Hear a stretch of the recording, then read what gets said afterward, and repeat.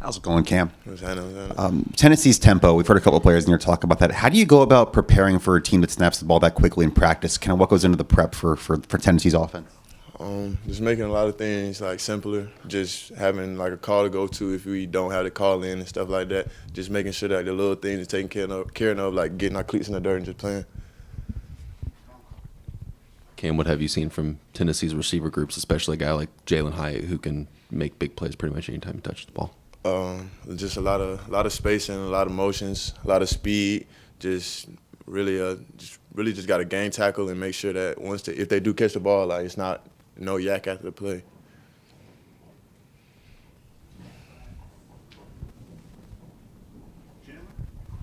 Hey Cam, going back to Jalen, I mean, do you, as a All-American defensive back, do you get up for a matchup like that, going against arguably the best wide receiver in the country? Definitely. I always bring some excitement when you got a dude on the other side and stuff like that. But I mean, you come in, you prepare the same way with everybody. You don't take nobody for granted, really. Are you planning for Saturday to be your last game at Willie B, or is that decision still to be determined? Yeah, more than likely, yes, sir. Yeah. When you look back on your time here, what are some of your favorite memories of playing in that stadium? Really, I mean, probably everybody's worst memory probably might be my favorite memory. You know, the little ball against them not last year, COVID year, they hit my leg. So I feel like that was really the turning point in my career. So I feel like I built off of that situation, built off all that adversity, and now I'm here, who I am now. Cam, kind of to that with it, probably being your last game at Williams-Brice. What is that? What has the last couple of years meant to you? What's it been like? And I guess when we have maybe time to reflect on your career here a little bit as well. I mean, just coming in as a freshman, like all the older dudes telling you like you go by fast and all that stuff. Like you don't really think about it because you're going day to day. You think about the next workout, all this stuff. But like to see it come full fold and like I'm coming to the end of my career here, it's just crazy. And like I just made so many friends, so many brothers. Like just through the whole process, it's just crazy.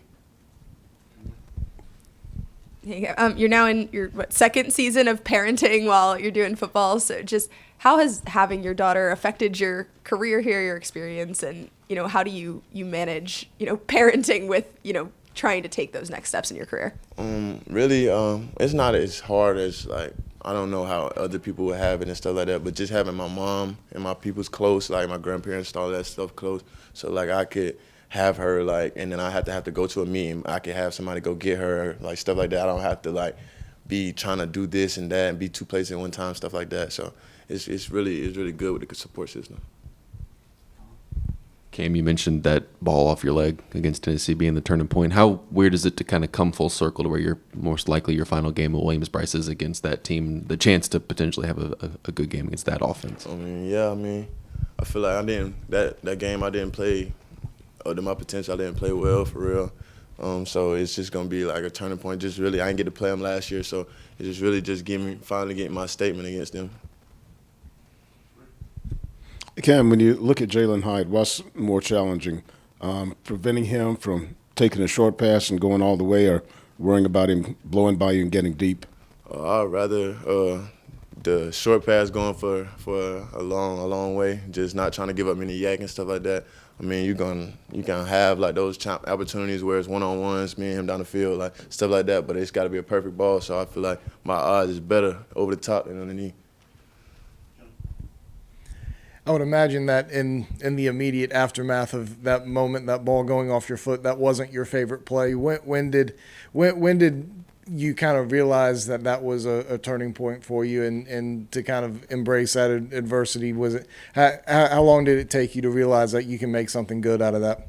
Really, I mean, I wouldn't have said it to anybody or anything like that, but like I feel like right at all of the leading up effects to it, and then like the aftermath and stuff like that, the things I heard from people, the things that like people said to me, stuff like that, like just all of those things. I feel like right after like all of that just came and was still in me. Every comment that was sent to my Instagram, all of that stuff, I screenshot. I still remember all of them to this day. Like, so it just really fuels me.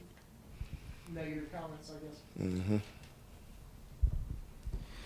Hey Cam, since this is probably going to be your last home game at Willie B, have you reached out to any of the former Gamecock defensive backs that are in the NFL right now, like J.C. Horn, Stephon Gilmore, any of those guys that have played here, just to get a feel of what those emotions are like and, maybe getting ready to move on to the next stage of your football career? I haven't really talked to them about that. I mean, just talk about really ball all the time. Really, that's really all we really talk about, stuff like that, how we doing and stuff. Just little critiques to our game and stuff, something that we seen each other do or something like that we want to work on or we got to get better at.